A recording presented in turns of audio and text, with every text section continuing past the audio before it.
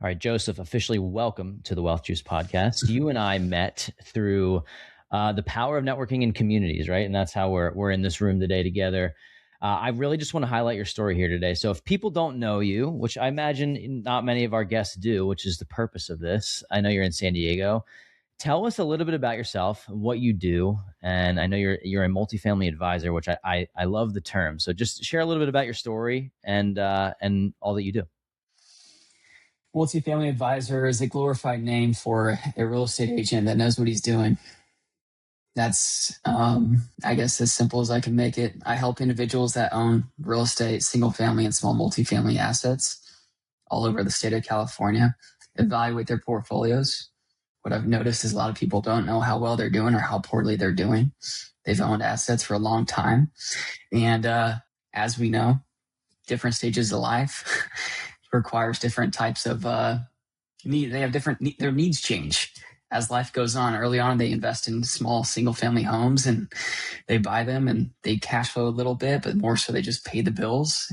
And at a certain point, they end up not doing as like the asset themselves. They stop. The return isn't as great as it used to be for them. They don't rely as much early on in their investing career on the cash flow as they do latter half of their investing career.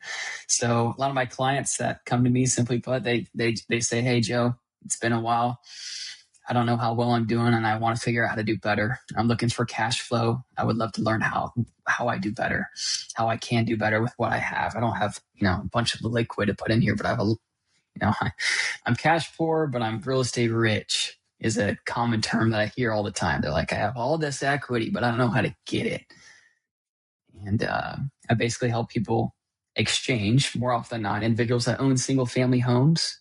I help them sell those single family homes and buy multifamily because they're looking for a greater return on their investment, a greater return on their equity. Return on equity is one of the big numbers that we focus on. So I want to get into like the ins and outs of how you do this, which is going to be useful for our audience. But I want to back up quickly to talk about how you even got into the agent advisor space. Like, just talk to me about like your pre-real estate journey and what brought you to this field in the first place. I was in banking. I was just a banker. I started out as a teller, became a banker, then a business banker. And what I quickly realized was my favorite clients, the ones that were doing the best, that I could do more for, that were just enjoying life at a different caliber than most of my clients, were real estate investors. They were investing in real estate, developing real estate. That's they lived and breathed real estate, and I enjoyed my conversations with them. But before that, my father, he's a real estate agent. He has been a real estate agent since I was born. Once he heard I was going to, I was just a twinkle in the womb, he was just like, I got to get into, he was selling stuff, but it was never big high ticket items. He's like, I need to get into real estate. I need to make money and provide for my family. So he got into real estate before I was born. He's been a real estate agent my entire life. I decided to jump in real estate whenever I got tired of the W-2. I realized I was addicted to that W-2. The most addicting thing in the world, they say, is the W-2, guaranteed income. I was tired of climbing the ladder. Decided to finally not jump on my father's cape tail, but just listen to what my father had been telling me my entire life. Get into real estate, get into real estate, get into real estate. I did everything I could to fight it. And I finally listened. I said, all right, I'm going all in. But he lived in the Central Valley of California. That's where I'm from. Tulare, Visalia. It's right in between Fresno and Bakersfield. Armpit of California, as I like to call it. It's nothing special. Cowtown. You can smell it before you see it. It's just agriculture largely. And if you're not in agriculture, if you're not a farmer, you're probably up to no good. There's a lot of great people out there, but it's the money's in the agriculture out there. And my father been in real estate, again, 30 years, but in the last 7 years, he kind of became what I would term as a land advisor. He works with investors and farmers, people that own ag land. And he's that go-to guy that people call because in California, there's this thing called water rights that a lot of people aren't aware of. And California likes to strangle their farmers. They are after them because farmers use too much water, even though California is the breadbasket of the United States. Their making it difficult for farmers that have done well for many years to continue operations, because there's these things that water rights that are always changing in these water districts. My father is the guy that knows about the water district rights and how they're changing. And so farmers call my father, and he says, hey, this water district where your properties are going to be in trouble in the next 5 years. You should be looking at other areas, other land investments in other water districts so you can continue operations. Otherwise, your expenses are going to go up so high in these water districts because you're going to have to buy this water from the state. You're not going to be able to stay profitable. You're going to actually lose this land. California pays people to fallow land. Fallow land means like to stop farming it. Like California, it's crazy. Anyways, he's the advisor for farmers, the investors of real estate, of farmland.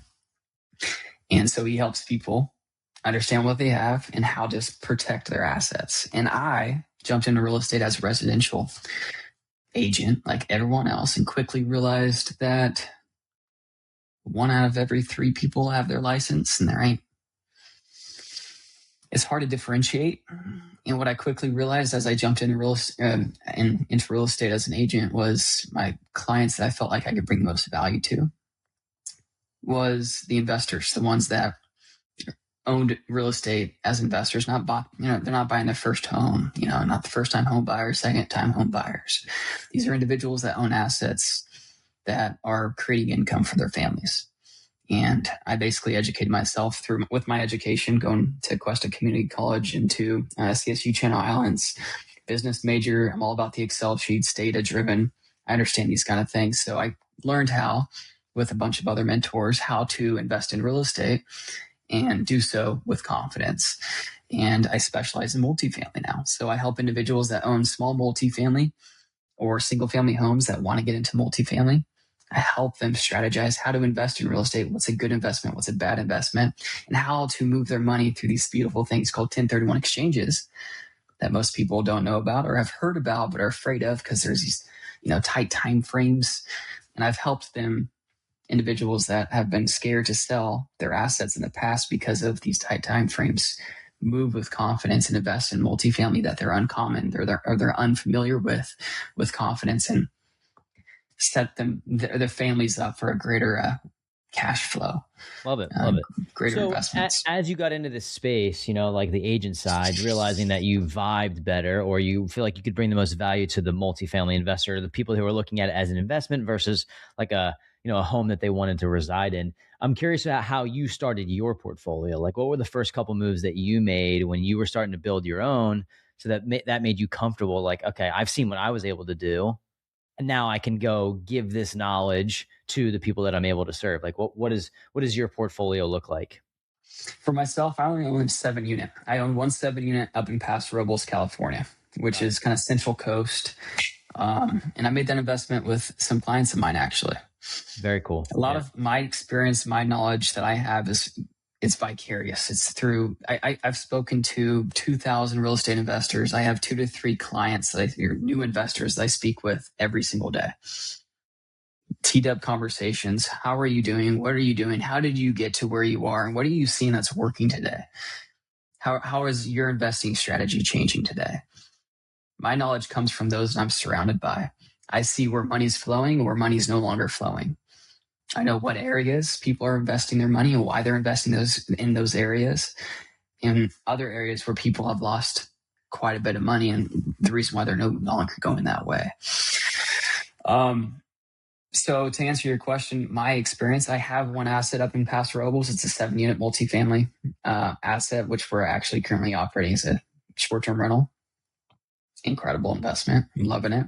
A lot of learning curves, a lot of new things that we're currently pushing and experiencing with that investment as we speak. But a lot of my clients, I'm their advisor. I help them understand how they're doing, and I help them create a business plan and execute on that business plan to do better. So if you've ever tried getting a mortgage, which I'm sure many of you have, you know how daunting and discouraging it can be of a process. The slow process, paperwork, being told no without any real explanation. One time we were even told that taking out a home equity line of credit on an investment property wasn't even possible. So that all changed when we were introduced to Neo Home Loans. What makes Neo different is literally how they approach lending. They're not just checking the boxes, they're legit problem solvers. They look at your entire financial picture and explore multiple angles, literally until they find a strategy that works. They helped us reposition our portfolio, pull out lines of credits to scale, and structure everything for long-term growth. And on top of that, their rates were some of the most competitive that we've seen. They just literally did whatever it takes to find a solution. For us, Neo has become our liability advisor, the same way you have a financial advisor on the asset side for the liabilities. If you're serious about building wealth through real estate, it's worth sitting down with them and getting your lending strategy dialed in. If you want to book a call with them, click the link in our show notes. Their team is unreal, but don't just take it from us. Find out for yourself. So what are you seeing in California specifically? I'd like to talk markets and just like what you like about California, what you don't like, what areas you are seeing money go into, and some of the things you were saying, because, there's a lot of people that listen to our podcast, and sometimes the notion is, hey, if you're in California, your best bet is to invest out of state. Or if you're in New York, your best bet is to invest out of state because of the, maybe regulation isn't in their favor, and maybe it's just harder barrier to entry because the home prices in certain areas of California. So tell me about what you're seeing about the investors that you do see invest in California, and how they're winning and what they're doing that works. This is an interesting topic for me. I love this conversation because this is something that I talk about with a lot of clients. People I speak with that are like, they come to me and say, hey, Joe, I want to invest in assets out of California. Okay, cool. Why? The question is usually because of cash flow. I can buy a 7-8 cap, back east and see these kind of returns on my investment. I'm like, yeah, you definitely can. What areas you're looking at? I help them understand. I have you ever used this platform, Justice Maps? I have not, no.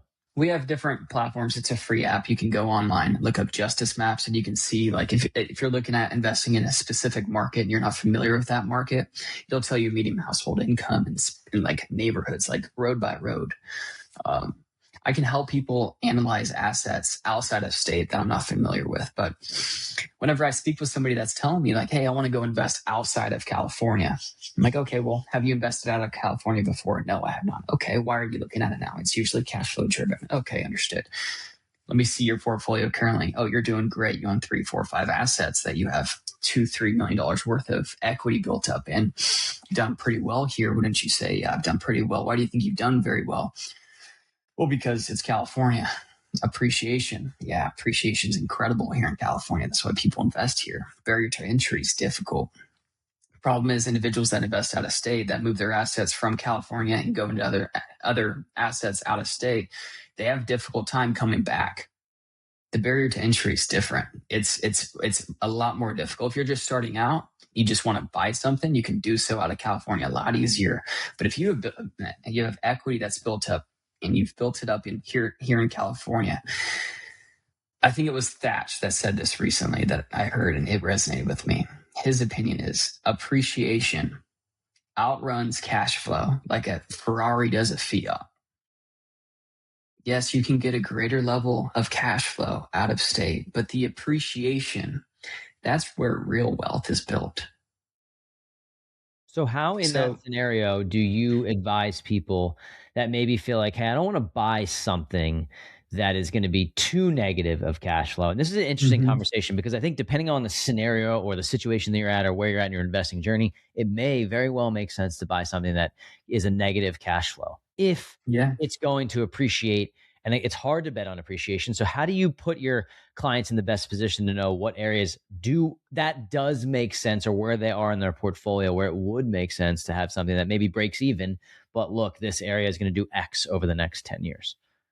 Like you said, it comes down to the client, where they are in their life, and what matters most to them. Right now, what I'm seeing here in San Diego is 5+ caps on stabilized assets. What that means is a stabilized asset, an asset that is doing is about pretty close to market. All the tenants in this 4, 5, 6 unit property, they're all paying about within $100 of what market rents are. It's stabilized. There's not much room for improvement on this asset as far as tenant rental incomes go. We're seeing 5+ caps, which is fantastic for San Diego. because, you know, in the past couple of years, we just hit 5 cap, like middle of last year. We just started to see our first couple 5 caps trade. I helped somebody buy a six unit 3 months ago, a 5 unit and a 7 unit, both of which were at 2.2 and 2.3 million. One of which he bought stabilized at a 5.25 cap, and the other one 5.3 cap. Incredible assets, great A+ neighborhoods for San Diego. North Park and the Mission Hills was also a great neighborhood of San Diego. They moved $1 million into each one of these assets, so about 45% of the actual, the value, loan to value, and they're getting 50 to 60 grand in cash flow a year out of those assets. Not everyone has $1 million to move. I'll say that. These type of assets, these are expensive assets, but it's a great investment for this individual. He doesn't need that kind of cash flow. He wants to keep his money in this market that's performed well for him. Then he has a high level of certainty that will continue to perform well for him. California, coastal California markets are the last to go down and the first to come back, always. My clients that I work with fall into 2 buckets. I call them active and passive. The active investors are the early on investors, the guys that are our age, that are looking at putting in low elbow grease, that have no problem kicking tenants out and forcing some appreciation. As you understand in real estate, multifamily real estate, the value of the asset is directly derived from the income the asset produces. If you can increase the asset's income, you can increase the value of that asset drastically. Some of my clients are able and willing to do those kind of things. And then I have other clients of mine that have owned assets for 20 years, 30 years, and they own these assets that have deferred maintenance, and they don't want to put the money in. They don't want to kick their tenants out that they have relationships with because they've been managing these properties on their own for a while. I have these type of clients that I call my passive clients that don't want to have to do the work that's necessary to force that level of appreciation, that would rather have just an asset that's stabilized that they can just collect a check from their property manager and do nothing with. These individuals I marry with the other individuals, the active investors, and I say, all right, Mr. and Mrs. Passive Investor, you have this type of asset. You can sell this at a 3.5 to 4 cap today. And I can help you buy what would be a 5+ cap stabilized in another neighborhood or in a similar neighborhood or in the same neighborhood even, and increase your cash flow and just move over your equity. And I can sell this asset to this other guy that's willing to pay pretty close to market value, maybe low below because it's off market. Simplicity. And you can do so off market and not have to worry about any of these timeline restrictions that are required in these things called 1031 exchanges. I'm getting complex here. Simplifying. No, this is great. This is great. So I guess the way I'm hearing this could be twofold. So you're helping people who have been in the game long enough that they want to sell their assets to the new investors, if you will, it could be the first 5 to 10 years of their journey, like people like us. Are you helping any of these investors who are trying to be quote unquote passive deploy their equity to be limited partners in syndications, or is it more so not really? I'm helping them deploy or exit or 1031 to mostly sell them to the newbie investor who's trying to, how do they turn that into passive? Is it just they have this big chunk of change that they can go park with somebody else in like a joint venture or partnership, or more so 1031 and then put it with the property manager and still own 100% of it? Or is it both? It comes down to the client's preference, their level of comfort with the different assets. So if you were to sell a single family home or a small multifamily asset, you have different assets, like in kind real estate. You can sell real estate and buy other real estate and still qualify for this 1031 exchange, which basically means that the last 20 years worth of appreciation, you don't have to pay taxes on today. There's different types. You don't have to sell a single family to buy another single family. You can buy a single family, buy multifamily, direct ownership asset. So you can sell an asset today, a single family, multifamily asset, and you can buy another one, or you could go buy a DST. You can exchange into a DST, or you can buy into a triple net lease, or you can buy into a tenant in common agreement, or a TIC, or tenant in common. And those are all a little bit more passive options for clients. So Some of my clients are good with that. Some of my clients are okay with that. I'm not a huge fan of DSTs. Can you There's explain a tenant in common. DST, how that works? A Delaware statutory trust is you are buying into not a single asset. You're buying into, I have DST brokers. You're buying into a plethora, a portfolio of real estate. That's Is it sort of like a REIT then, in a way? it's like a REIT. It's like a REIT. The returns are great as far as passivity. It's about as passive as you can get in real estate investing. It's the most passive asset you can exchange out of and move your money into and not have to deal with anything. There's a lot of pros and cons with it. What I've seen with all the DST brokers that I've spoken to, there's a hold period. You're locked in.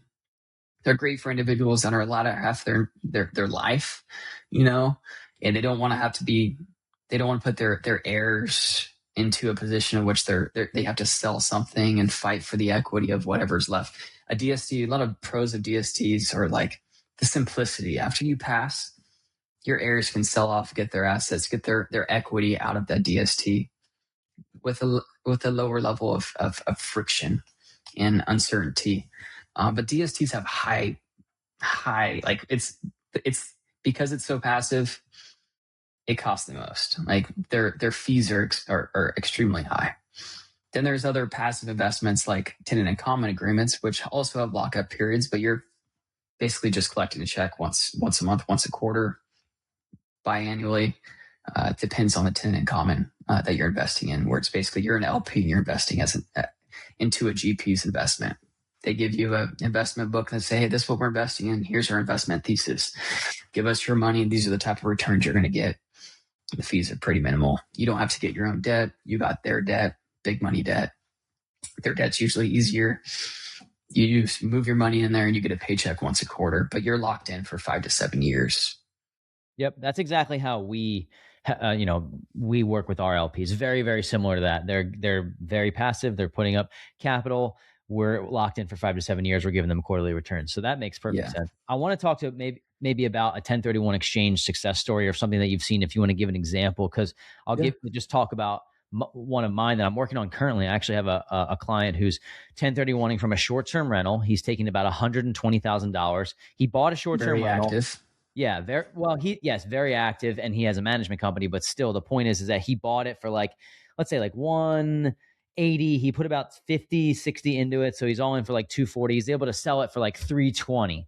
So he held it for a year and he got all the revenue so that when short-term rental investors look, they say, okay, this is the revenue that they were able to make. He made it beautiful. He's 1031ing that money out, actually buying a property that I helped him find in Philadelphia. And he's moving that equity without paying taxes on it, probably going to save about $20,000 on his tax bill to move it into another asset.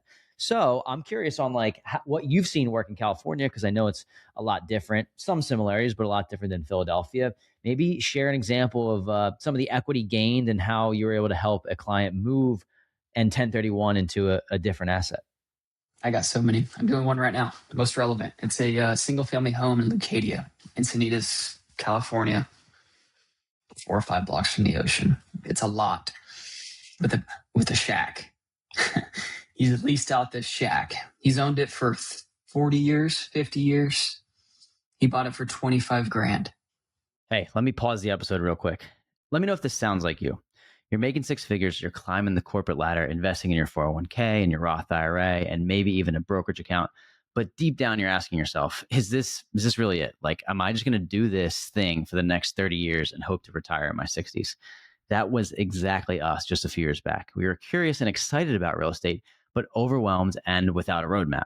If you fast forward to today, we've built a portfolio of over 80 cash flowing units and grown our net worth to over $2 million. We made it our mission to help busy professionals like you take that same leap and start building generational wealth for yourself and your family. That's exactly why we created the Wealth Juice Inner Circle, a private real estate investing community designed to help you get your first rental property under your belt in as little as 90 days. Inside, you'll get direct access to us, our full investing network, private off-market deals, and our exact playbook, and a community of investors who are closing deals every single week. That first property changed everything for us. We always talk about it. It was the true foundation for building generational wealth. And honestly, if we had access to something like this when we first started, we'd be 10 times further along by now. So if this sounds just like you, click the link in our show notes and schedule a call with me. Yes, me. I'll be taking the calls. We'll go over your goals, map out a plan, and get you ready to close your first deal. Let's get it. I want to guess and see what, like, this is going to be good. I want to actually take a guess to see what this is worth. This might be way off. Okay. So he's owned it for 40 years. He bought it for $25,000. This is in, I'm not too familiar with the area, San Diego-ish area, right? 4 blocks from the beach. Yeah, just up the coastline, North County. Man, I always see like these jokes of memes online, like, in California, here's $1 million and it's like a tent. So I would say 1.2 million. What is it? 1.3. Oh, dude, that's pretty good. Okay, go ahead. You can continue. Yeah, if you do the math on it, he's made $2,000 a month in just appreciation. It's unbelievable. Just holding. He put $800 down and bought this thing. Like crazy. That's the beauty of investing in real estate in California. Long-term holding is an incredible investment. If you can handle it, if you can hold on long enough, ebbs and flows are always going to happen. You will do fine over a long enough span of time. You're safe. This guy has owned this asset for 40 years. Okay. He's like, my tax basis is like $200 a month, Joseph. Like, I don't want to forfeit this. Like, I get that, Mr. Seller.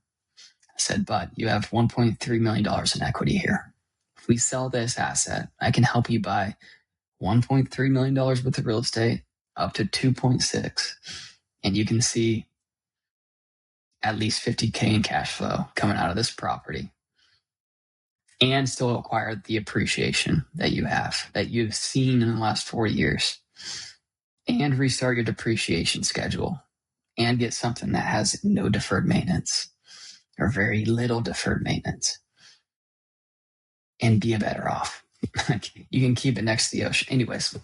So is his goal on that, and what you've like advised him to do, is it based on his tolerance? Is he buying something with 50% leverage? Is he buying, like, how much leverage are you, and I don't know this person, so like we're not airing it out, and it doesn't really, I'm just like curious on that strategy. Like, are you saying, hey, no, go put 25% down and go buy an asset that's $4 million? Or would you rather him buy an asset at 50% leverage so he can really like see a lot more of this cash flow? Like, what's your take on that? Great question. Comes down to the client. Also comes down to the heirs. What do the heirs want to hold?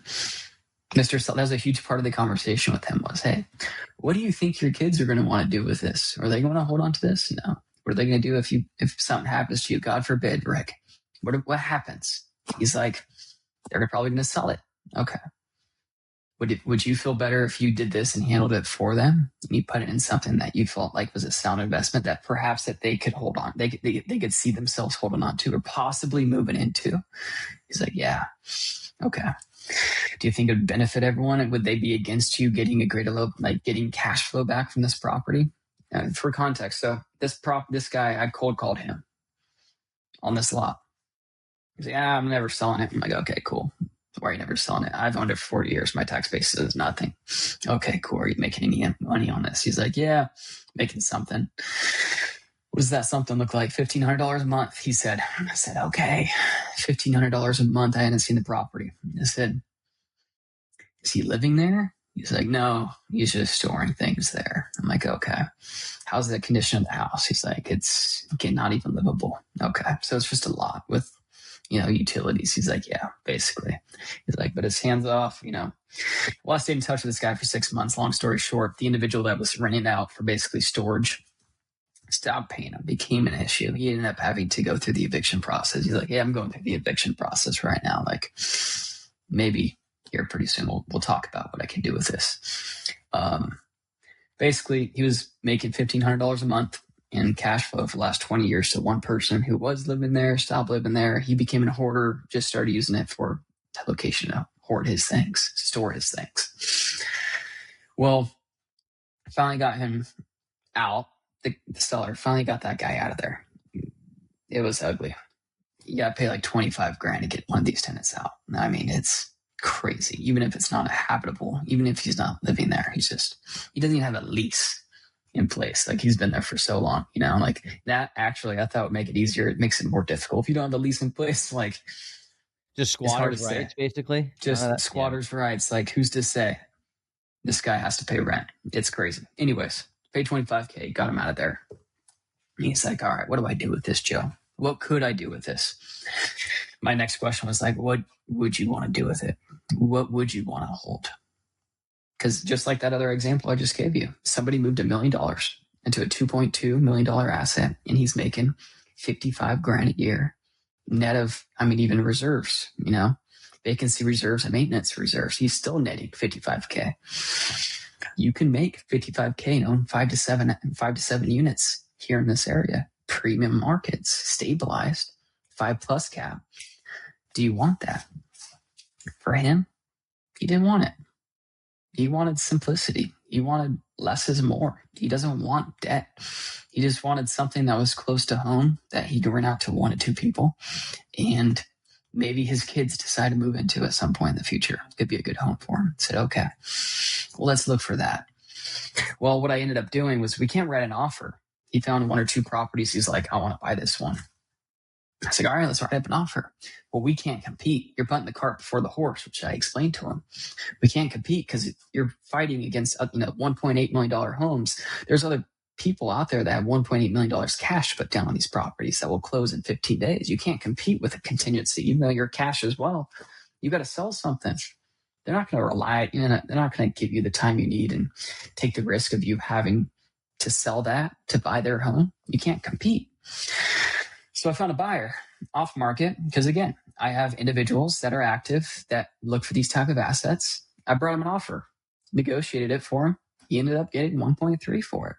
Cash, close as soon as you want to, or give you a 60 to 90 day escrow to give you as much time as you need, Mr. Seller, to be able to find that perfect up leg. That's where the 45-day, you only have 45 days to identify something in an exchange. That can be scary for a lot of people. It would be scary for me. 45 days goes by like this. That 45 days only starts whenever the close of escrow ends, like when the close of escrow is. You have the 30 days before, 60 days before, 90 days before. The escrow can be as long as you want it to be. What we negotiated for him was, hey, we'll close after contingencies are removed in 10 days. We'll close within 10 days of whenever you give us the green light to close. We'll close as fast as you want to, or up to 90 days. You have 90 days to find something. So basically, we helped him find something. We got him locked in this offer. Contingencies were removed. We are actively searching, looking. We are touring all these houses in Point Loma is where he wants to buy. We found one. We actually found 3. 2 properties were multifamily, large multifamily. Well, not large. Large to him. 4 units and 5 units. And the cash flow on these properties, because they're so close to the water, are sub 5%. They're like 4%, 4 caps. And the money just ain't that great. It really wasn't that great for the asset types. One was $1.8 million for a 4 unit, and the other one was a 5 unit for $2 million. But the cash flow it was like they're 4 caps. They weren't stabilized. They had some work to be done. They were ugly. And then we found a single family home with an ADU in the back. Basically a 2 unit, 3 bedroom, 2 bath, and a studio with a bathroom, 580 foot studio. It's great. And the income of these 2 properties is like $7,500 for $1.5 million. It's like a 4 cap for a single family asset. So you still get single family appreciation. For him, this was perfect because his kids could possibly move into this. It's neighboring his property. It's pretty close. It's right next to his home. It's right down the road. He no longer has to drive to North County. It's clean. And I mean beautiful. Completely renovated. Has 2 freaking addresses on 1 lot. Single family residential neighborhood. It's a beautiful spot. And he's be making $7,500 a month, and he has cash on the side that he's moving to it. So he's not taking on any debt. Yes, he's going to get a new tax basis. That kind of stings a little bit for him because he has $200 a month. It's now going to be, at 1.5 million taxes on that. We'll just say 20 grand. It's $1,200 to $1,500 a month, but he's making $7,500 a month in income. Got it. So and his depreciation schedule starts over, yeah, which I think that, is I a mean, for beautiful him, that thing. sounds like that was like the best move. You got him into the right asset. For the buyer of the shack 4 blocks from the beach for 1.3 million, what is their plan with that? Like, what are they looking to do? Are they going to Demo. demo, and then are they just going to build? Like, Yeah. in They that can build up to situation, 3,500 square feet there, plus have an ADU. Being Lucadia, one of the most premium markets in San Diego County, it's a very small market, very walkable, cute town. Yeah, it has like 7.5 foot ceilings in this place. And there's got it. So holes in the roof. not worth it for any renovation or anything like that. That's so interesting, man, because I have this property that I was mentioning to you before we started recording in Tampa, and I'm noticing, the asset's probably worth like 600,000, somewhere around maybe just above 600,000. It's a small 3 bed, 2 bath, but I'm watching these new builds go up, right like on the same street, and they're probably selling for $2.5 million. And I'm not looking to sell, but I was just thinking like somebody would probably pay $600,000 just for the lot, even though my house is what I deem to be very nice, and I use it as a short-term rental. So there are people that would probably just buy it, knock it down, and build something on stilts because you're near the water, to protect it from hurricanes. It's just unfathomable to me that people are buying lots for $1.3 million. Like that market, I'm not used to. But that is the proof about what's happening in California and how you can do what this guy did. And I commend this guy for hold an asset for 40 years. Like, I mean, the amount of run-ups and appreciation that he's seen and the opportunities to sell, and the fact that he was able to work with someone like you that could help him save on taxes, it's just remarkable. Like, I'm not even 40 years old yet, so I don't even know. I don't know what it likes to hold on to know what it looks like to hold on to anything for 40 years. But it's just, Crazy. if you can do it, and I don't even think it needs to be 40. That seems like a little, like, if you can even do it for 10 to 15, you're going to see just unreal appreciation. And we try to get that message across to people, is that cash flow keeps you in the game, and appreciation is the thing that's going to make you wealthy. So I appreciate you sharing that story. I think it's like the perfect Single scenario. family homes in premium San Diego markets, they double in value every 7 to 10 years. Yeah, I mean that example that you gave me of $25,000 to 1.3 million, that's even more than that. I mean, that's probably just like out of, because it's right next to the beach. But if it doubled every 7 to 10 years, that would be 50,000, 100,000. That would be like 200 grand or 250 grand, right? So, just saying, like, a normal appreciating market. If you're buying an asset, you can think of it this way: if you're buying an asset for $500,000, which is probably not going to get you much, but in 7 years, it'll be worth $1 million. Another 7 years, it'll be worth $2 million. Another 7 years, it could be worth $4 million, which is pretty wild, So it's wild thing. Yeah. Can you imagine investing in this property 40 years ago and thinking this is going to be worth 1.3 million as I'm putting $1,000 down? Well, it's funny you say that, Joe, because I have investors that talk to me about the Philadelphia market, and they go, I'm looking at this block or this neighborhood or what's here. Like, do you think this is ever $1 million asset? And when people ask me that, is it ever $1 million asset? It's like, no, it is guaranteed to be $1 million asset. It's just a matter of when. Because if you've just looked at the history of real estate in Philadelphia, I bought, the property that I previously bought was purchased for 80 grand. I bought it for 250. It's now worth 400. All that's happened in a 8-year time frame, so like, it's exponentially happening, not to the level of California, but it's happening here. So of course this is worth $1 million one day. It's just a matter of when, right?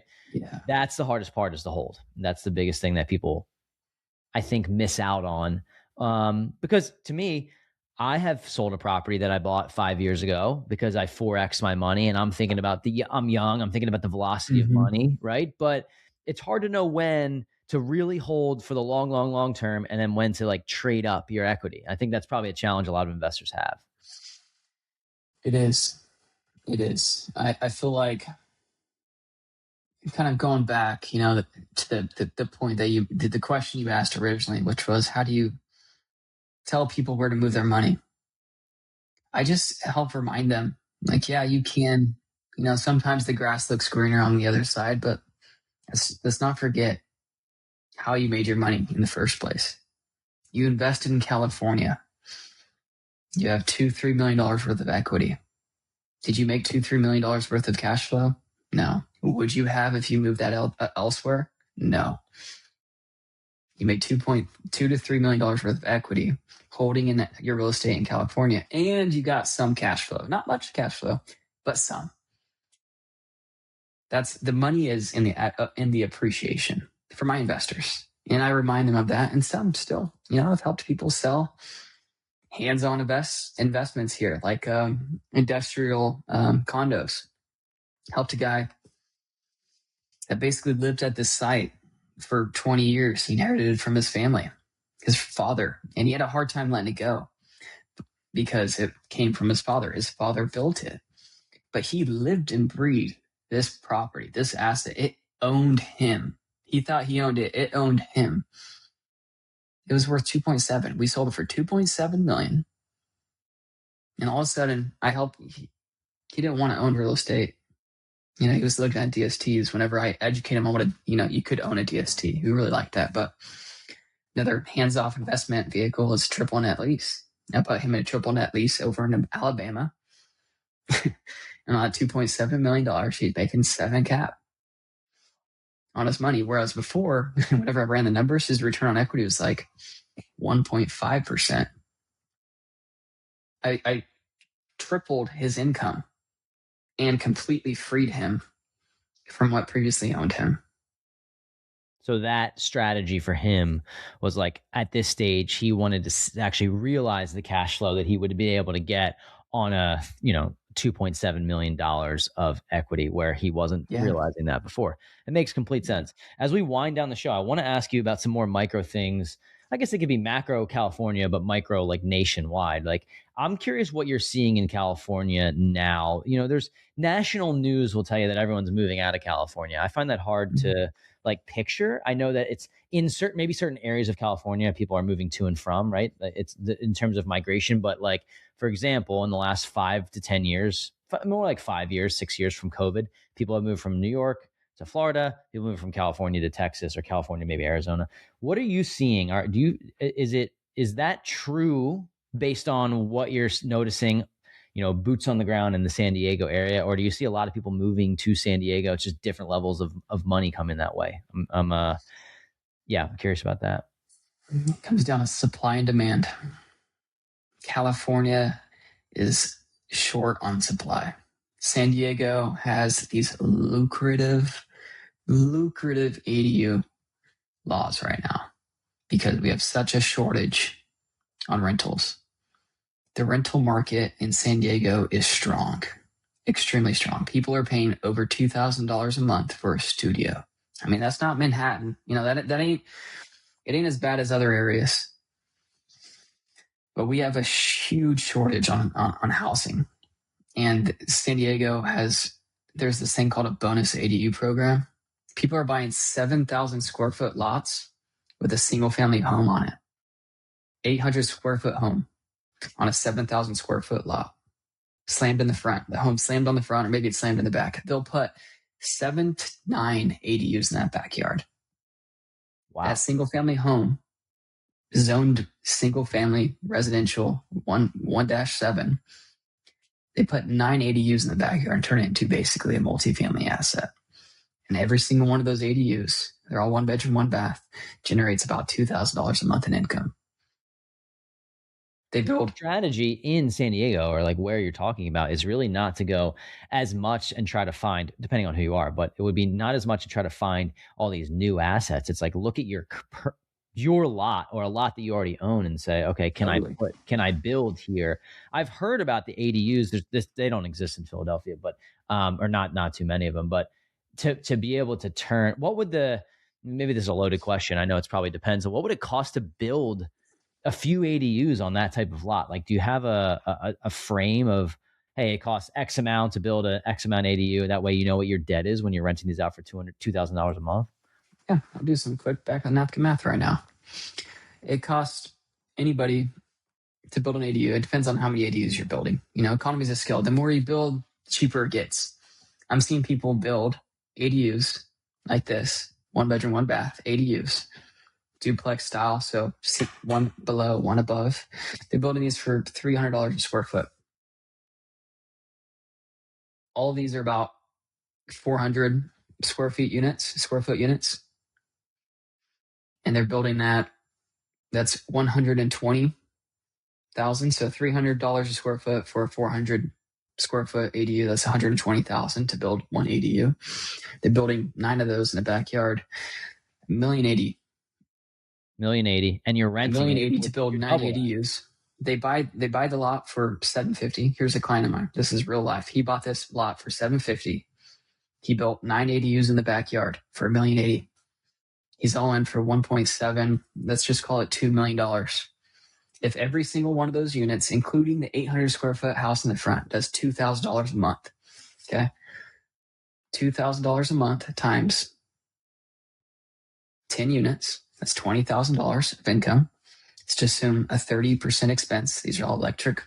All ADUs are all electric. It's just gas and electricity. Everyone's paying for their utilities. Just call it 30%, back of the napkin math, of expenses with taxes and insurance. That's $14,000 a month times 12. $168,000 a year in annual income coming out of this property if you owned it outright. Divide that by, let's call it a 5.5 cap. Oops, I messed that up. It's worth $3 million. Got it. So that in that scenario, all in for two, they build it in 2 years. They make $1 million of appreciation, $500,000 a year. Wow. That's unbelievable. That's unbelievable. Seems like the way to win in California at this time. Right? There's ways to win. That's unique to San Diego. Now these laws are changing. I mean, there's people that exploited that ADU law like to the nines. Like they put 30 ADUs on a property, got away with it. Neighbors are furious because these ADUs don't need parking. In other words, they have to park on the street. Turns it into like a college campus almost. That single family residential neighborhood turns into a zoo. It's what it turns into. No parking. It's crazy, but there's been a lot of pushback on that. I mentioned all of this just simply to say we have a huge shortage of housing. Renters are not renters because they want to be renters. Renters are renters by necessity. They want to live here in San Diego. We have 300 plus days of sun. People want to live here, but a dozen eggs costs $9. Your rental costs you $2,000 minimum. It's very difficult. Your average medium sell here in San Diego is over $900,000. You can't buy a $900,000 home and make $150,000 a year. You can't do it. It's difficult to buy. People are renters by necessity. So whenever I'm talking to individuals that are looking at investing in multifamily, it's one of the safest asset classes you can invest in here in San Diego. People have to rent. You're always going to have a demand. And if you own an asset that's near the water, you're safe. Because the rental prices are never going down here. They're only going up. And that's the harsh reality of living in San Diego. Yeah, I appreciate it, man. You kind of gave me a masterclass on like San Diego and California real estate. I think that that's why I love real estate, because it's so unique to each area, and what's happening in Philly or what's working in Philly wouldn't work in California and vice versa. And I think that's the cool thing about having people that have that specific area knowledge, and your real estate strategies can work everywhere, but it's all dependent on that market and what really churns there. So as I wind down, man, I want to learn more about what your future goals are with your business. If we're having this conversation a year from now or 2 years from now or 5 years from now, like what are you looking to do and expand, and like in what ways are you looking to grow with what you have going on? I'm going to give you a response that's not what you're expecting. I'm enjoying real estate. I do real estate not because real estate fires me up, but I enjoy helping people create generational wealth. Because real estate creates generational wealth. Your real estate investments can change the trajectory of your family's tree. And I'm a firm believer in that. I've seen it.